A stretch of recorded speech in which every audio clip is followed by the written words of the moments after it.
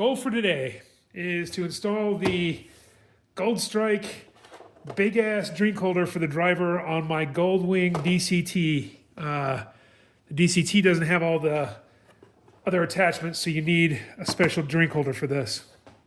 So in this drink holder you'll note that these are Gen 2. So this one says Gen 2 here. This one says Gen 2 here. I talked to them and they apparently have changed how it all fits together. So you have to have a Gen 2 to use it with a Gen 2. So doing a bit of I'm gonna open this bad boy up here. There's the instructions.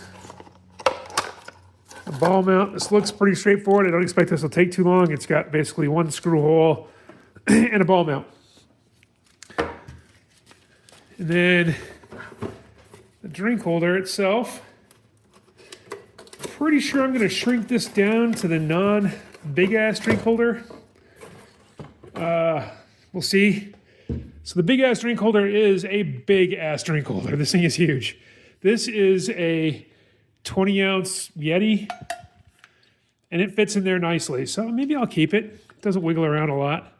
We'll see, but it's definitely big ass. It's designed for the big Stanley type cups that have the second flare right here.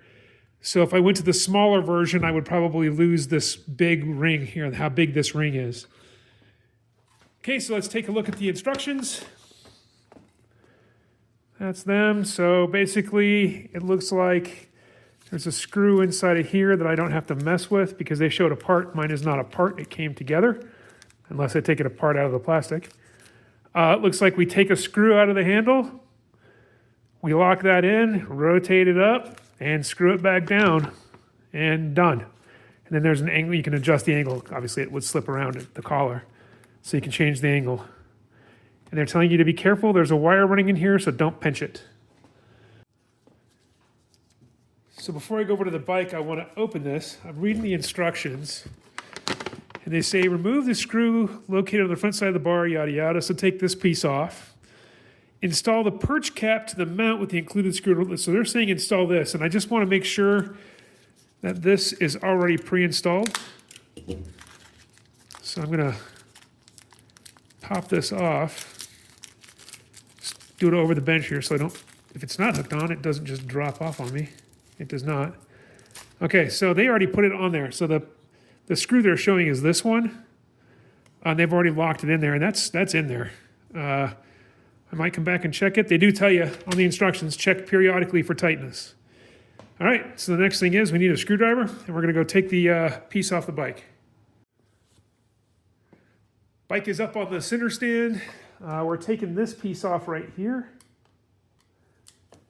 which is just a screw.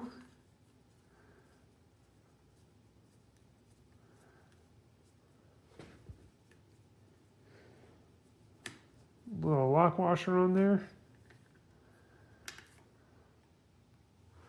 So it did just peel right off. You can see on here that there's a little catch right here, right there. So we're gonna, with our new piece, we have the same catch. So this is the drink holder. We have the same catch. So this is the back side of the piece that goes here. Just goes right on here,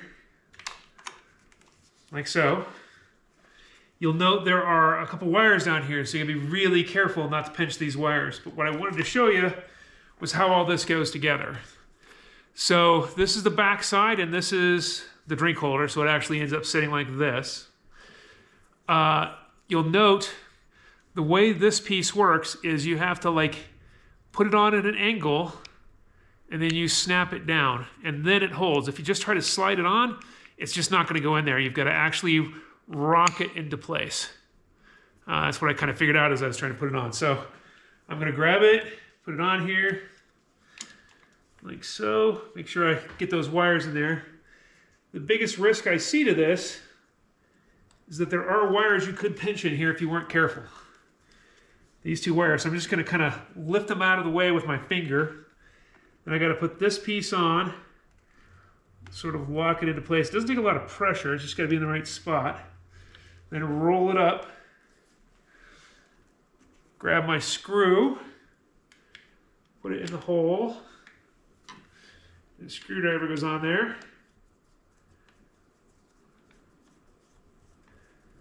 We're just going to run this down. This has been a fairly easy operation. There are some things on here I'm not a real fan of. We'll have to see how this works. I'll give you a close-up of what I don't like in just a minute.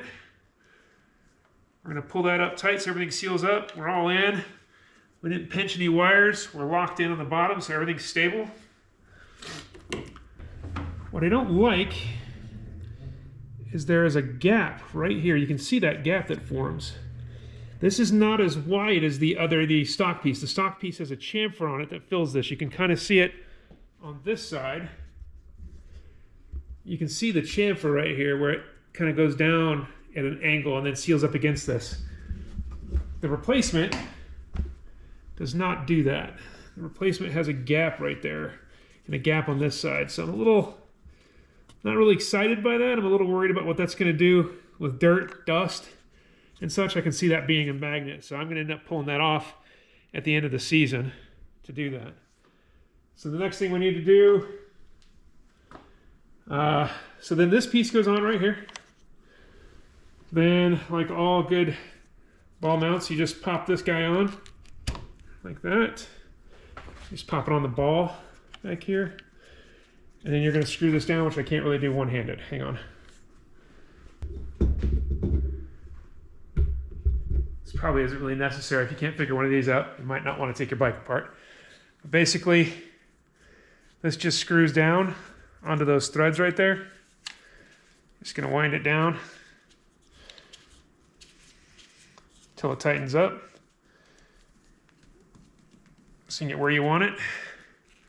So I'll have to figure that out when I get riding, if I want it further down or do I want it further up once I'm, getting some miles on the bike and I kind of decide. So that's about it. That's putting that piece on. It wasn't very hard at all. Hopefully I can make it work for me. That's it for the bike.